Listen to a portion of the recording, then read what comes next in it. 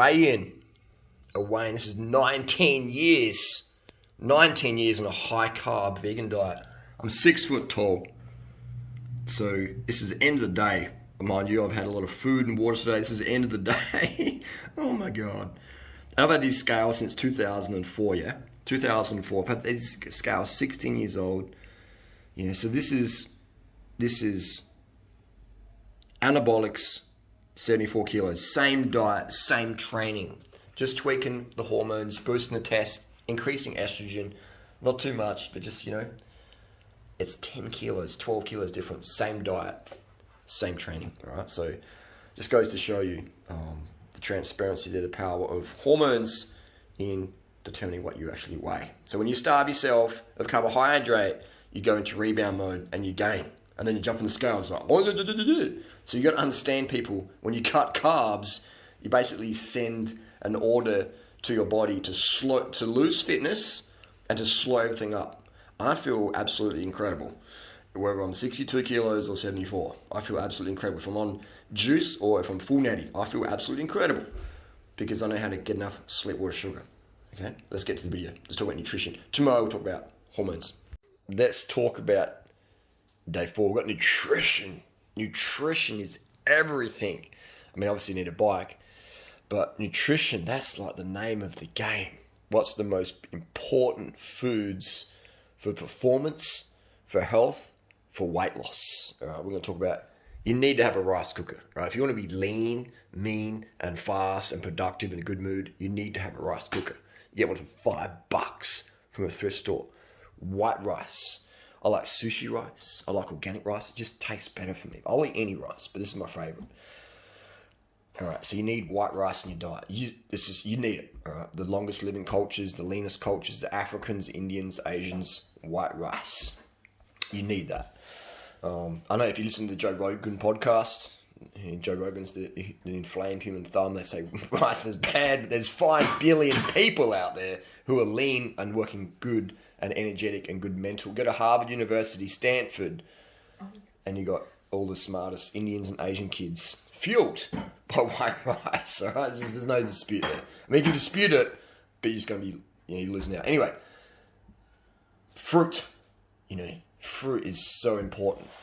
My favorite meal of the day is breakfast, and I always try and get some sort of fruit, fresh fruit, high quality fruit that actually tastes good to eat. Not fruit that you eat and go, oh, it's sort of healthy, but oh man, it doesn't taste good. Like fruit, you bite into it, you're like, wow, this is sweet, this is legit, and you want to keep eating it. You don't want to just stop at one, you want to eat as much as you want. That's quality fruit. It might be tinned fruit, frozen fruit, fresh fruit. Fruit for breakfast, that's my fave. Bananas, ripe bananas, blended with water and sugar. Whatever I can get. Fruit is, I'm a fruit addict. I'm a rice addict. I'm also a sugar addict. I'm a life addict. I'm a pussy addict. And these cats don't have phones, no electricity. Their hormones just go switch off. I wish I had that. Yeah, it's like I can't show Natasha because she's in the bodysuit. Risque, all right. You need Mexican sauce, hot sauce. No, you don't actually. This is optional. But this is a great one. This is low fat. What's the fat content? Less than a gram of fat. You'd think these expensive cameras would zoom in, but here we go. Less than a gram of fat. There's hardly any fat in white rice as well, so it's fantastic. Food for weight loss. Just do it, man. Just do this advice for years and watch what happens. Never restrict your rice. Never restrict your fruit. If you do, you lose your motivation, you lose your discipline, you lose your mojo, you lose your vibe.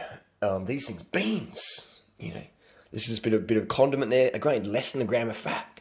So it's fantastic. If you're looking to shred body fat, sugar is 0 fat. White rice, almost 0 fat. Minimal fat. Fruit, sweet fruit, minimal fat.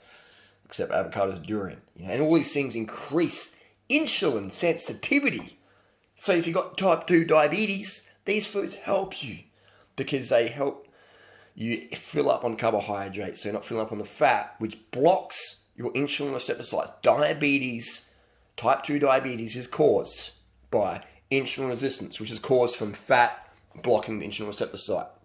We know that testosterone increases insulin sensitivity, That's another topic for another video. We'll put that there.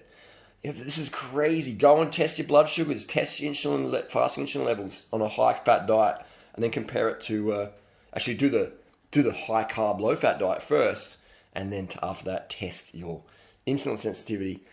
Just do experiments, or better yet, don't have to worry about it. Just do it, and you'll feel it. That's why I love working with type 1 diabetics and type 2 diabetics, because they just go, wow, Harley, you are right. My endocrinologist is absolutely clueless. How does that work? I've got the best insulin markers of my life, best hemoglobin A1C, best glycated hemoglobin levels of my life, and I'm basing my diet on fresh fruit or any fruit, white rice, and sugar. Do the research. The person who created the name insulin resistance was promoting high carb, low fat, So it's just, anyway. Sugar, muscle glycogen, all right? All these foods here have sugar in there. Sucrose, actually, it's only got glucose. This is a mix of sucrose, glucose, and fructose. Sucrose is 50% fructose, 50% glucose in terms of calories, weight, however you want to measure it. So fruit, but that's why I love when people go, I eat fruit, but I don't eat sugar. And it's like, what? Are you crazy? Oh, but fruit's got fiber in it. Yeah, it does. But fruit's got sugar in it as well.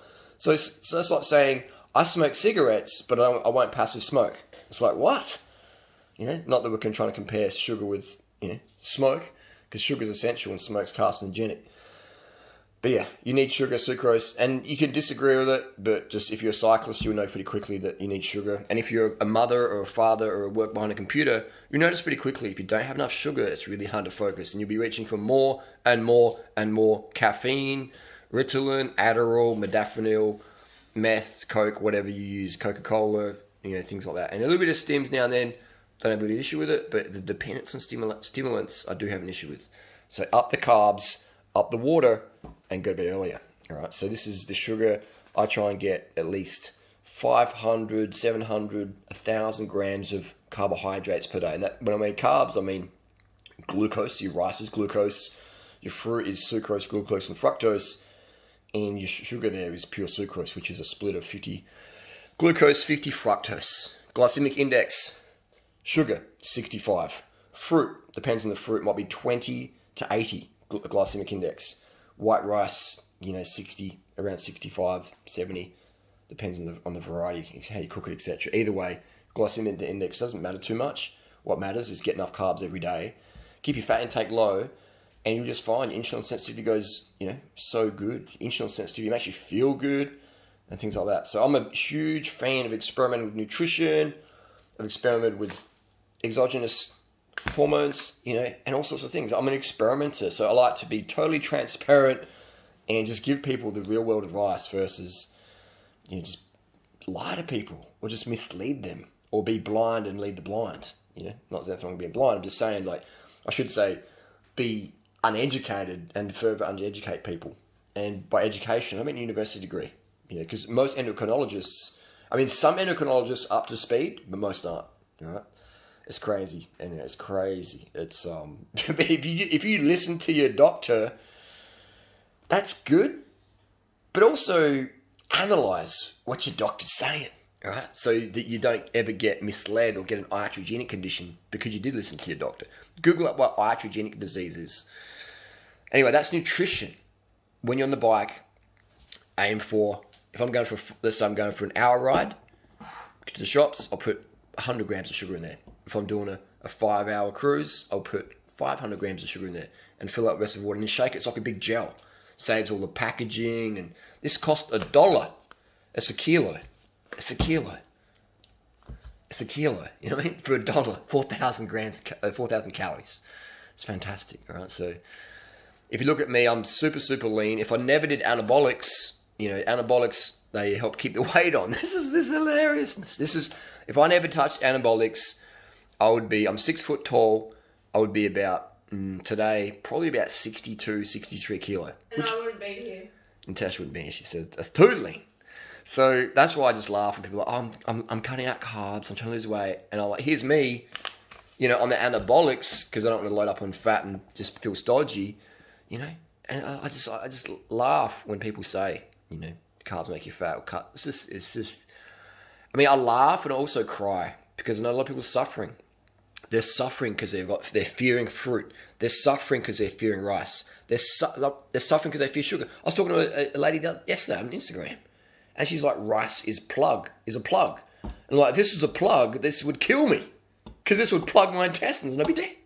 Like the misinformation out there. I mean, it's people are sincere but sincerely wrong.